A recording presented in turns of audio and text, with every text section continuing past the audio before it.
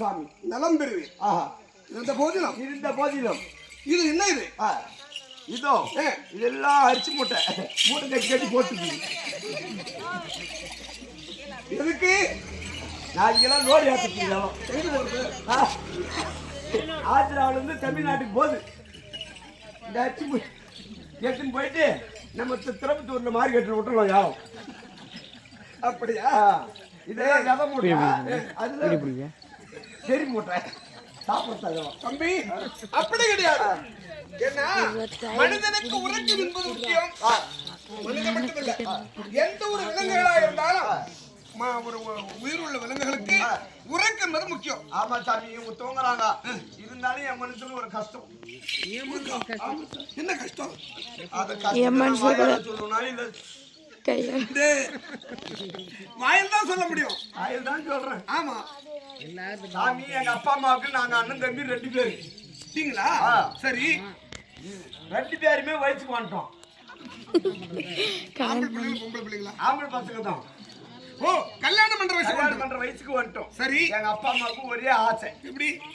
பசங்க வயசுக்கு வந்துட்டாங்களே, ஆமா, எப்படியாவது இவங்களுக்கு கல்யாணம் பண்ணிடலாம் அப்படின்னு ஒரு ஆசை. சரி, ஊரா சேர்றாங்க பொண்ணு. என் தம்பிக்கு பொண்ணு கிடைச்சிச்சு. சரி, அவன் நல்லா படிச்சுட்டு வேலையில இருக்கான். அவனுக்கு பொண்ணு கிடைச்சிச்சு. நீ எனக்கு நானா படிக்கல, ஊரா சுத்தி ஆடிட்டு அவங்க அடி வாங்கிட்டாங்க.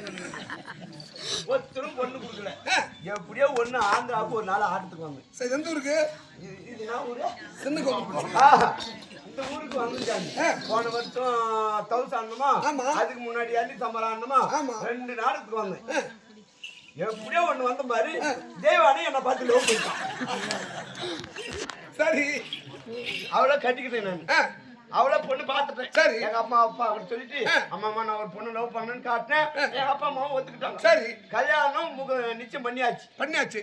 முகூர்த்த நேரம் குடிச்சாச்சு. என் தம்பிக்கு காலையில் 7:30, எனக்கு நைட்டு 7:30. காலையில் தான் இல்ல கல்யாணம் நடப்பாங்க, கல்யாணம் நடத்துவாங்க. மாலையில என்ன சொல்றியே? ஏன்னா என் தம்பி நல்ல பெரிய வீட்டுல பொண்ணு எடுத்துக்கிறோம். அவங்க கூட போய் நம்ம ஏழ்மையான குடும்பத்துல போய் வைக்க முடியுமா? முடியாது. அதனால என் தம்பிக்கு காலையில கல்யாணம், எனக்கு நைட்டு கல்யாணம். தம்பி கல்யாணம் முடிஞ்சிச்சு. எனக்கு ஒரே ஆசை. எப்படி? தம்பி கல்யாணம் முடிஞ்சிச்சு, இனிமேல் 7:30 மணி வந்தா நம்மளுக்கு கல்யாணம். உனக்கும் தேவானிக்கும் எனக்கு கல்யாணம் அப்படின்னு சந்தோஷம். சரி, இருக்கும்போது சாமி இதுல ஒரு குறை. சாமி என்ன குறை? எனக்கு 6 மணி ஆயிடுச்சானு கண்ணு தெரியாது. தேவானி அம்மாக்கு தெரியுமா தெரியாது? தெய்வானிய லவ் பண்ணும்போது இந்த விஷயத்த நானும் சொல்லல, எங்க அம்மா சொல்லிருந்தா அவ என்ன லவ் பண்ணிக்குவாளா, யார் எவனையாவது ரெடி பண்ணிக்குவா. சரி, அப்புறம் சொல்லலையா? எங்க அம்மாவுக்கு ஒரே பதட்டம். எப்படி? ஐயோ, நம்ம மருமகளுக்கு மகனுக்கு கண்ணு தெரியாத விஷயம் தெரியாத, மகன் ஒழுங்கா தாலியை கட்டுவானோ கட்ட மாட்டானோ அப்படின்னு சொல்லிட்டு மனமேடையில பொண்ணு மாப்பிள்ளையும் உட்கார்ந்து இருக்கிறோம். சரி, பொண்ணு பக்கத்துல வந்து எங்க அம்மா வந்து எனக்கு உதவி பண்றேன்னு சொல்லிட்டு மகனே கட்டுறா தாலியானாவா, நானும் கட்டிட்டேன். எங்க அம்மா கழுத்துல. அப்புறம் என்ன கண்ணு தெரியாது, கட்டானாங்க எங்க அம்மா கழுத்துல கட்டிட்டேன். அந்த சவுண்ட் கட்டி இதே மாதிரி சிரிச்சாங்க மனமேடையில இருந்துக்கோ. உடனே கட்டின தாலியை பட்டாண்டு அறுத்துட்டேன். யார் கட்டின தாலியா? எங்க அப்பா கட்டின தாலியா. நீ கட்டின தாலி என் பொண்டாட்டி கழுத்துல, எங்க அப்பா கட்டின தாலி என் பொண்டாட்டி கழுத்துல, நான் கட்டின தாலி எங்க அம்மா கழுத்துல. கல்யாணம் ஆகி 4 வருஷம் ஆச்சு. ஒரே புழு பூச்சி எல்லாம் சாமி. அப்படியா? நம்ம ஊர் கவுண்டருக்கு கேட்டு நீ எருப்புள்ளி எங்க இருந்துச்சா கொண்டு இருக்குள்ளி இருக்கு சாமி. பட்ஜெட்ல கேட்பாங்க. அந்த புழு பூச்சி இல்ல, எனக்கு தெய்வானிக்கு குழந்தை இல்லையா? அப்புறம் நான் பண்றதுன்னு சொல்லிட்டு உன் மலையில இல்ல, அந்த மலையில வந்து அப்படியே இந்த துணி தைக்கிற ஊசி இருக்குது, அது மனமேல நின்று தவம் பண்றேன். எதுக்கு? குழந்தை வேணும் பண்ணின்னு இருக்கும்போது 4 வருஷம் இது தவம் முடியறதுக்கு இன்னும் 1 நாள் இருக்குது. பாருங்க, 1 நாள் இருக்குது. என் பொண்டாட்டி தேவான போன் பண்றாங்க. என்ன மாமா வாங்க, குழந்தை பிறந்துருக்குது, வீட்டுக்கு வாங்க அப்படின்றால. நம்ம இதுக்கு எதுக்கு தவம் பண்றோம்? ஆமா, குழந்தைக்காக தான். ஆல்ரெடி குழந்தை வீட்டுல. ஆமா, அப்படின்னா தவம் பண்ண வேண்டிய அவசியம் இல்லையா? வந்து பார்த்தா தெய்வான அழகான குழந்தைய பெத்து போட்டுக்கிறான். சும்மா இருக்க முடியுமா? என்ன கலரு? அப்படியே சக்குச்சு வேண்டு ஆகா சிவப்பு கருப்படுது. சரி, கொக்கு சோப்பு வெள்ளை அழகா பெத்து போட்டு வச்சுக்கிறான். உடனே வந்தது என் தேவியானியும் என் மகனையும் கூட்டினு நேரா ஒரு ஜோசியர் எடுத்துக்கிட்டு போனேன். சரி, எதுக்கு தெரியுமா? குழந்தை பிறந்திருக்குது, பேர் வைக்கணும். போன ஜோசியர் இடத்துல ஜோசியர் என் பையனுக்கு பேர் வைங்க. அவரு சொல்றாரு, இந்த பையன் எப்ப உன்னை அப்பான்னு கூப்பிட்டோம் ஆண்டி கூட்டினா பேர் வச்சிடலான்றாரு ஜோசியர். சரி, நேரா என் தேவான கூட்டினு வீட்டுக்கு வந்தேன். வீட்டுக்கு வந்த உடனே சரி எப்படா அப்பான்னு கூப்பிடுவான்னு எதிர்பார்த்துக்கிறேன். கூப்பிட்டா ஜாமி யாரு? என் மகன். என்னன்னு தாத்தானோ எங்க அப்பையும் செத்து போயிட்டான். இப்படி ஒரு அப்ப தானே வயசான ஒரு போட்டோம். மகானாலாவது கூப்பிடுவான்னு எதிர்பார்த்துக்கிறேன். மகானாலும் கூப்பிட்டானே என்னன்னு ஆயாண்ணா எங்க அம்மாவை அவுட். சரி, மகானாலாவது கூப்பிடுவான்னு பார்த்தேன். அம்மாண்ணா என் பொண்டாட்டி 3 பேர் போயாச்சு. ஆமா, யாரு போனாலும் சரி என் மகனுக்கு பேர் வச்சு ஆகணும். ஆமா, அப்படி இருக்கும்போது கட்டு பசியா இருந்துச்சு. தட்டுல சாப்பாட்டு போது பிசைஞ்சு இருக்கும்போது சாமி இதுல 2 வலிக்குது எனக்கு. எப்படி? ஒரு பக்கம் சந்தோஷம், ஒரு பக்கம் துக்கம். எப்படி? எங்க பேர் வச்சா இது அப்பான்னு கூப்பிட்டா பேர் வச்சிடலான்னு மனசுல ஆசை இருக்குது. ஆமா, அது சந்தோஷம். ஆமா, எங்க அப்பான்னு கூப்பிட்டா நம்மளும் மேல போயிடுமோன்னு வருது. ஏற்கனவே 3 பேர் போயிட்டாங்களா? பேர் வைக்கணும்னா இல்ல சாவுனான்னு தெரியல. அப்படி இருக்கும்போது வாட்படி வெளியே விளையாடிட்டு இருந்தான். கூப்பிட்டான் ஜாமி. என்னன்னு அப்பா? ஐயோ என் வீட்டுக்காரன் செத்து போயிட்டானே, எதிர் வீட்டு பொம்பளை ஆடுறான். அது எப்படி உனக்கு தெரியும்?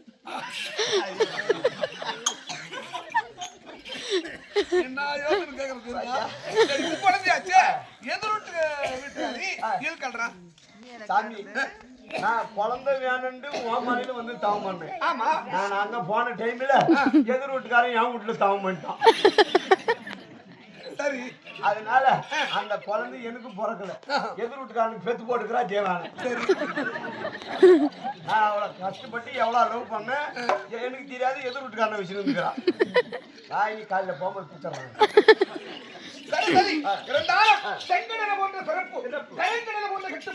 அரபிகடல் போன்ற அடக்கம் இந்த மாபெரும் மக்கள் சொல்ல முன்பாக நான் ஆண்மனதை வந்திருக்கிறேன். நான் யாரு? என் பேர் விளக்கம் சொன்னாலே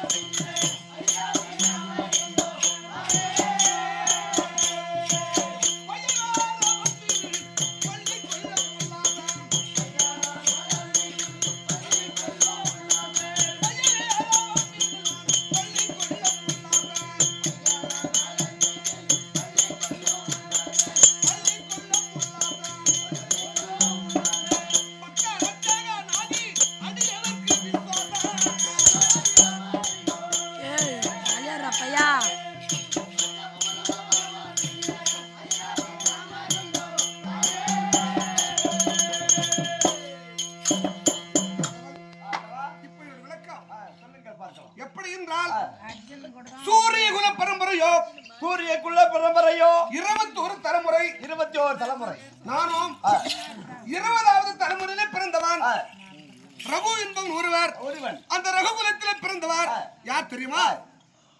பொய் சொல்லாத ஹரிச்சந்திர மகாராஜா. அந்த பரம்பரையில பிறந்தவர் யாரு? என் தந்தையான தசரத மகாராஜா அவருக்கு 3 மனைவியார்.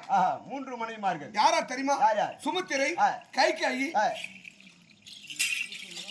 அதாவது கோசலை, சுமித்திரை, கைகேயி, இப்படி 3 மனைவியார். ஆனா நாங்க பிள்ளைங்க எத்தனை தெரியுமா? 4 பேர். 4 பேர்கள். ஆமா. கைகேயி வயிற்றிலே பிறந்தவன் யாரு? பரதன், சத்ருக்கன். என் அண்ணன் என்று சொல்லக்கூடிய கோசலை அம்மையார் வயிற்றிலே பிறந்தவன். என் பெயரோ ஸ்ரீ ராமச்சந்திரமூர்த்தி என்றால் அழைக்கப்படுவான். ராமச்சந்திரமூர்த்தி. ஆமா. ஆனால் நான் எங்க இருப்பவன்? ஒரு நாட்டுக்கு அரசனாய் இருக்கப்பட்டவன். ஆனா ஒன்று என்ன?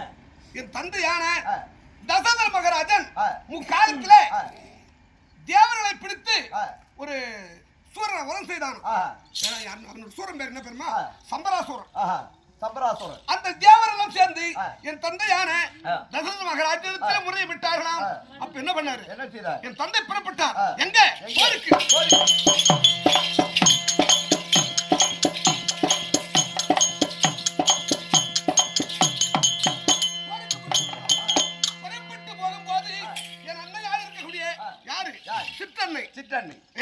கைகேயி அம்மையார் ரதம் நடத்துகிறார்.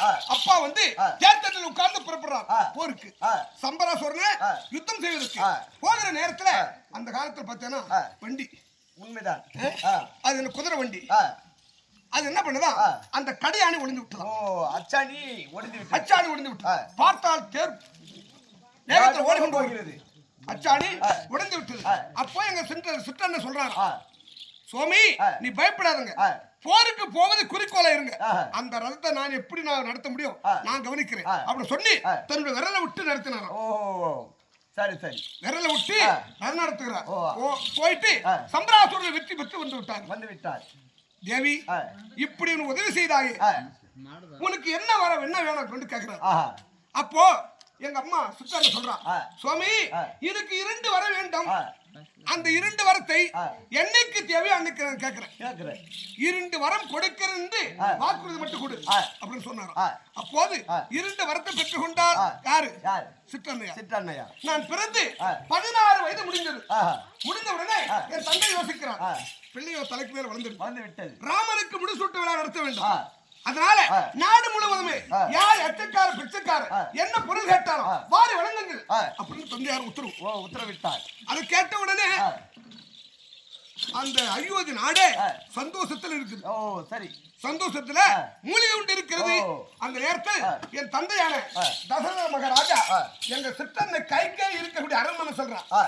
போய் பார்த்தா என்ன, எங்க அம்மா கைகேயி அம்மா தான் எனக்கு பிரியமான அம்மா. சரி, அப்படி ராமனுக்கு பிரியமுள்ள கைகேயி அவன் இடத்துல சொன்னா சந்தோஷப்படுவான்னு சொல்லி எங்க அப்பா போறாரு. போன உடனே போய் பார்த்தா முடிக்கு படுத்து இருக்காங்க. பெண்ணே கைகேயி, ராமனுக்கு முடிசூட்டு விழா நடக்குது, ஏன்னு சுருக்கப்படுத்துங்களேன் சொன்ன உடனே அந்த அம்மா சொன்னாங்க, எனக்கு சம்பராசூர் யுத்த காலத்துல வரம் கொடுக்க வாக்குறுதி கொடுத்தாயே, அந்த வாக்குறுதி இப்ப வேணும் தான். அந்த வாக்குறுதி இப்ப சொல்லு, நான் கொடுத்ததை மாத்த முடியாது. சொன்ன சொல்லை மாத்தி பேச முடியாது. சொல்லு என்று சொன்னார். அப்ப சொன்னார், ஒரு வரத்தால ராமன் காடு ஆள வேண்டும், மற்றொரு வரத்தால என் மகன் பரதன் நாடு ஆள வேண்டும். அதை கேட்ட உடனே தந்தையார் மயங்கி விழுந்து அங்கவே ஊர் சேதமடைந்தார்.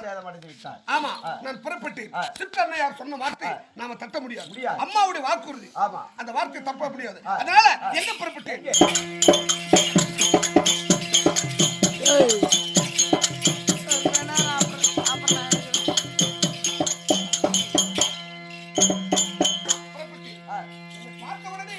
அயோத்தி மக்கள் எல்லாம் புரண்டு வருகிறார்கள். இதோ பாரு, அம்மாவுடைய வார்த்தை, இந்த வார்த்தை தவற முடியாது. நான்